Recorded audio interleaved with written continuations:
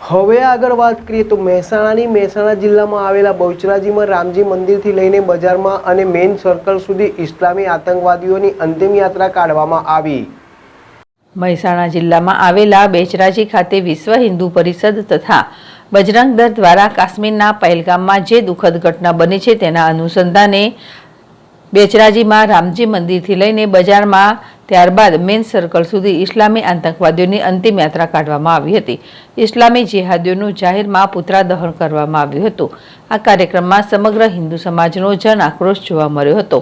હિન્દુ સમાજની એક જ માંગણી છે કે આ ઘટનામાં જે પણ હિન્દુઓ શહીદ થયા છે તેમની સાચી શ્રદ્ધાંજલિ એ છે કે જે પણ ઇસ્લામિક જેહાદીઓ આ અમાનવીય કૃત્ય કર્યું છે તેમના જળથી મસ્તક જુદા થશે તો જ એમને આત્માને શાંતિ મળશે તેવી માંગ સાથે વિશાળ રેલી યોજી હતી।